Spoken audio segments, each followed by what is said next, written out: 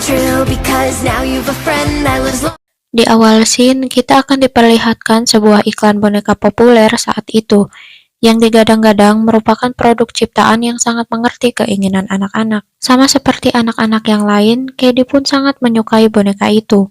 Sampai di suatu hari, ia bersama ibunya yang bernama Nicole dan ayahnya yang bernama Ryan akan berlibur ke suatu tempat melewati jalanan yang bersalju.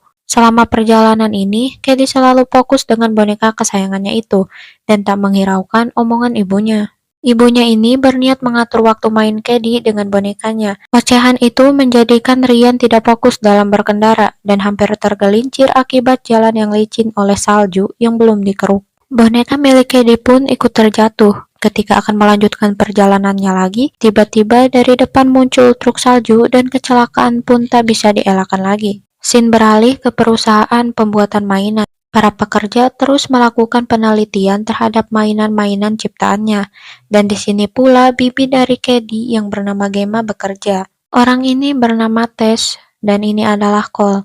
Bersama dengan Gemma, mereka bertiga ini ingin membuat gebrakan melalui penciptaan produk baru. Rupanya, Cole ini dari tadi membawa sebuah paket berisi sejenis silikon yang akan dipasangkan ke robot ciptaannya. Mulai melakukan tes ekspresi dan hasilnya pun tidak terlalu buruk. Open the door.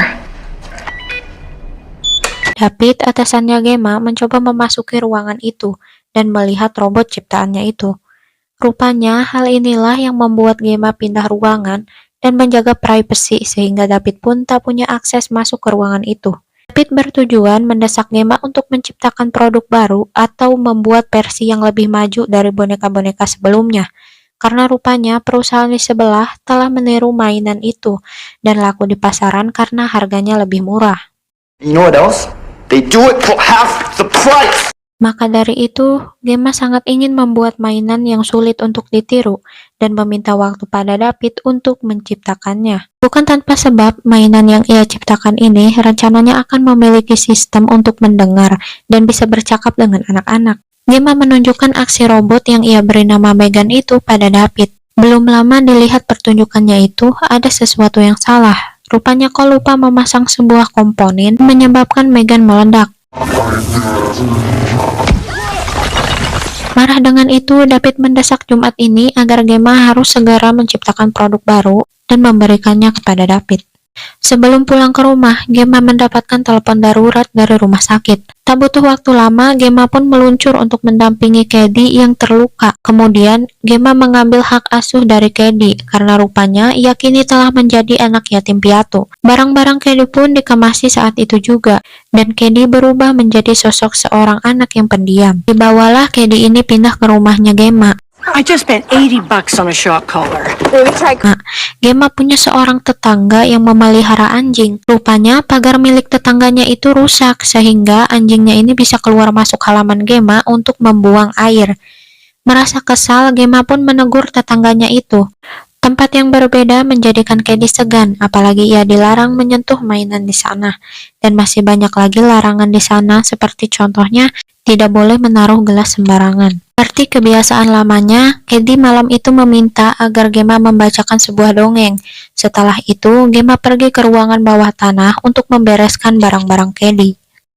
Keesokan harinya, Gemma curhat kepada Tess karena ia bingung menangani Kedi karena merasa berhutang pada perusahaan sebagai modal pembuatan Megan dan harus menyelesaikan proyek itu secepatnya. Untuk menghilangkan trauma Kedi, Gemma membayar Lydia yang merupakan seorang ahli terapis. Lydia memulai dengan pengamatan terhadap Gemma dan Kedi, seberapa dekat hubungannya. Setelah melakukan beberapa permainan, Lydia ini menilai jika Gemma kurang mampu mengurus Kedi.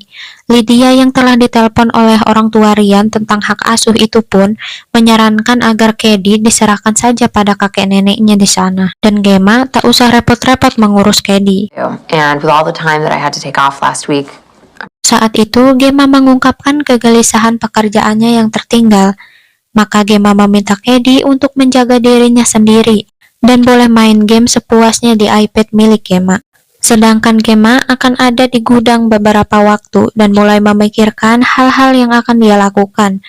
Selang beberapa waktu, Kedi datang dan menunjukkan hasil gambarnya.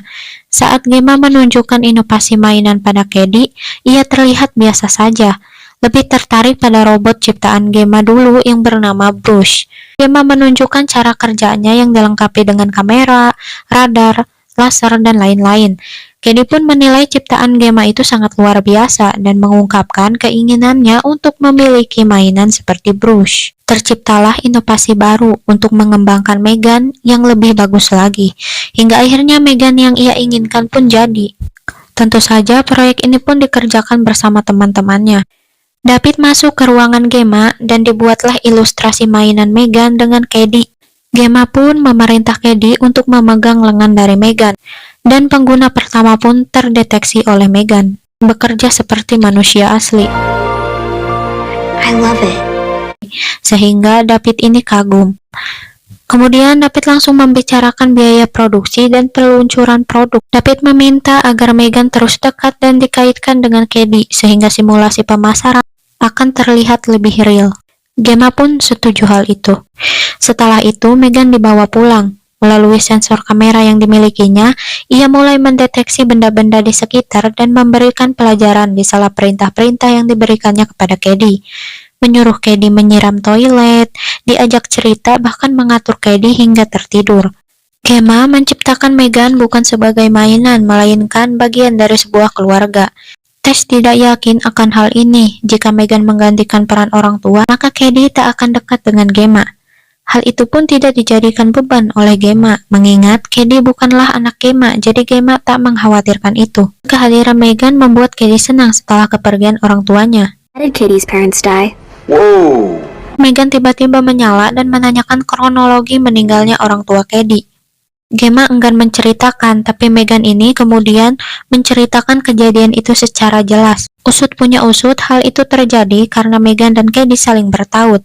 Saat Gemma ingin mematikan, Megan terus mengomel dan membuat Gemma sedikit kesal karena Megan mengumpulkan data-data tanpa izin. Tess dan Nicole tercengang melihat kecerdasan Megan itu. Megan yang ditugaskan Gemma untuk melindungi Kedi dari segala ancaman, terus memantau Kedi yang sedang bermain panah di luar rumah, mengidentifikasi setiap gerakan-gerakan Kedi dan menyimpannya untuk dipelajari. Tak sengaja panah Kedi hilang. Kedi meminta Megan untuk mencarinya. Rupanya panah itu terjatuh di pagar bolong. Saat tangan Megan mengulur untuk mengambilnya, tiba-tiba di Wei, si anjing milik tetangga itu menggigit tangan Megan, bahkan kepalanya pun digigit. Kedi berteriak kencang pada saat itu agar Gemma mendengarnya, tapi tangannya pun ikut digigit sehingga teriakannya itu didengar oleh Gemma. Setelah melihat kejadian itu, Gemma sangat kesal terhadap tetangganya itu. Ia memarahinya karena tak becus menjaga anjing tersebut, hingga menyebabkan tangan Kedi terluka. Milik anjing itu malah menyalahkan Gemma yang membiarkan anak-anaknya ini pergi keluar pagar. Malam harinya, si tetangga ini melaporkan Gemma ke polisi. Gemma pun tak terima dan merasa jika tetangganya yang salah dalam mengurus anjing itu. Polisi itu malah menyuruh Gemma memperbaiki pagar tersebut. Di balik tirai, Megan menyaksikan hal itu. Singkat cerita, di tengah malamnya, Megan beraksi menirukan suara pemilik anjing. Merasa terpanggil, anjing itu datang ke lubang pagar dan langsung disergap oleh Megan. Di pagi harinya, si tetangga ini sibuk mencari anjing kesayangannya. Tak salah lagi, si tetangga berpikir bahwa anjingnya itu hilang karena ulah Gemma. Pun berlaku seperti biasanya karena dia tidak tahu apa-apa. Dan di tengah lengannya yang sakit ini, Gemma mengajak Kedi untuk presentasi dengan Megan lagi di hadapan para atasan. Meski Kedi menyanggupi, Megan menunjukkan tatapan yang tidak suka kepada Gemma. Singkat cerita, dimulailah demo mainan itu. Tapi tak sesuai rencana, Kedi menangis karena ingat orang tuanya. Lagi-lagi, Megan memberi tatapan sinis kepada Gemma. Kedi menceritakan kenangan-kenangannya bersama orang tuanya, yang secara otomatis terekam oleh Megan. Lagi-lagi, Cole terdiam menyaksikan kecanggihan ini, hingga membuat Kedi kembali bahagia, dan semua yang menyaksikan pun terkagum-kagum. Sedangkan di sisi lain, orang ini yang merupakan asisten David punya pikiran licik dengan mencuri data-data perusahaan, termasuk juga data-data Megan. Hal tersebut hampir diketahui oleh David, tapi rupanya kelicikan orang ini lebih gesit. Kedekatan kian terjalin antara Kedi dan Megan, tapi tidak dengan Gemma, yang membuat Kedi kesal karena Gemma ini mulai mengatur jam mainnya dengan Megan. Ketika bertemu Lydia, Kedi terlihat menolak dan menangis. Megan pun memberi ancaman pada Lydia yang telah membuat Kedi menangis saat itu. Gemma menyuruh Kedi untuk masuk sekolah besok, tapi Kedi menolak jika tak bersama dengan Megan. Kini Megan sering ikut campur dan tak menuruti perkataan Gemma. Keesokan harinya, ditemani Gemma, Kedi sekolah dengan membawa Megan. Megan pun ditaruh bersama boneka-boneka milik anak-anak lain. Kemudian diadakanlah sebuah permainan. Guru itu memasangkan Kedi dengan seorang anak bernama Brandon, mengumpulkan buah-buah seperti yang diperintahkan guru tadi. Brandon mengambil buah itu dan menekan genggaman tangan Kedi sehingga membuatnya ketakutan dan juga kesakitan. Tiba-tiba saja Megan ada di sana, berdiri tanpa bicara. Kedi bilang jika Megan itu adalah boneka kesayangannya. Kemudian Brandon mendekati Megan dan membawa Megan pergi. Gemma mencari Kedi yang berteriak dalam hutan, sedangkan Brandon merusak Megan dan memukulinya.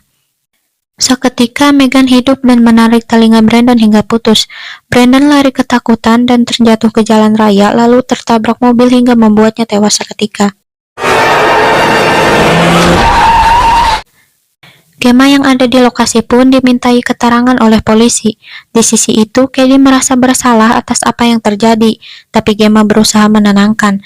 Padahal Kedi tahu kronologi matinya Brandon itu, tapi seolah-olah ia tak tahu apa-apa. Hal itu pun didukung baik oleh Megan.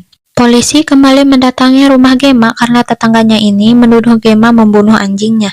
Sifat arogan tetangga itu membuat Gemma tak nyaman. Padahal Gemma tak tahu apa-apa dan memilih menutup pintu.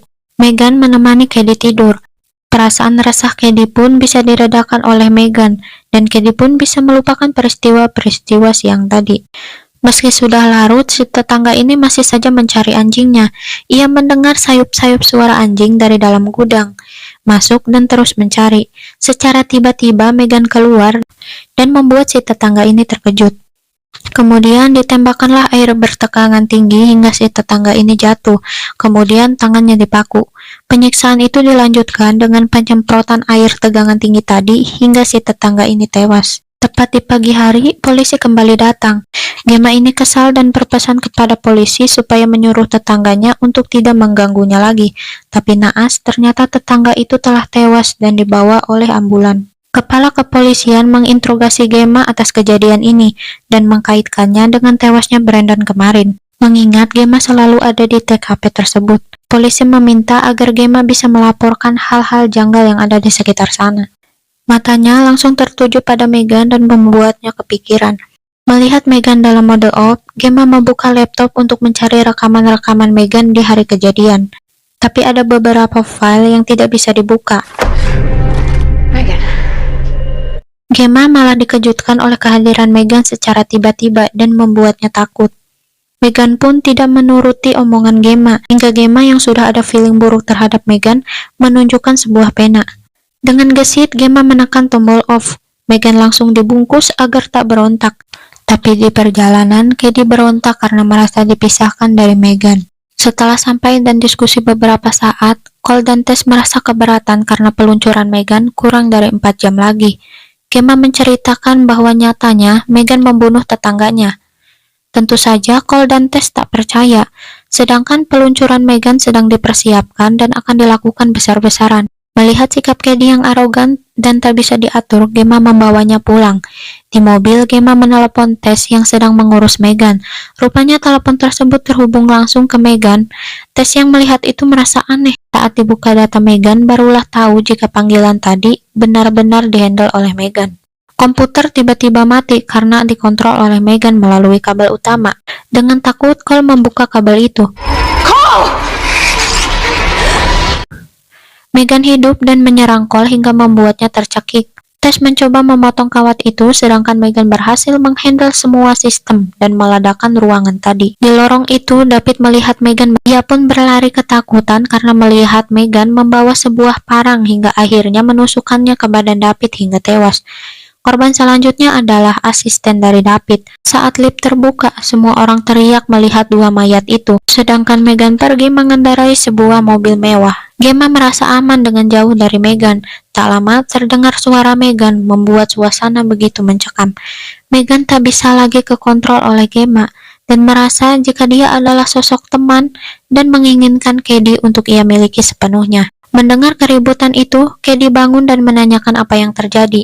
Gemma berusaha membohongi Cady yang malam itu melihat perkelahian tersebut.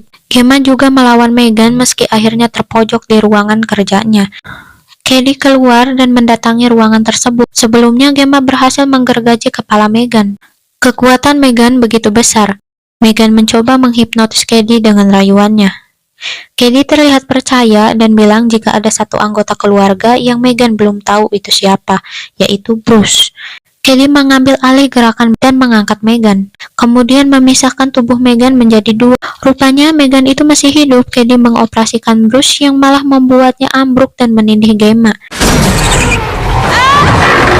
Gemma memukul kepala Megan meski tak ada dampak apapun terhadapnya. Cady yang ingat komponen robot itu pun mengambil obeng dan menusuk tepat di alat terpentingnya hingga Megan pun tak bisa lagi bergerak. Teman-temannya dari perusahaan bersama kepolisian pun datang menemui Gemma dan Cady, yang rupanya luka-luka mereka tak berakibat fatal bagi kesehatannya.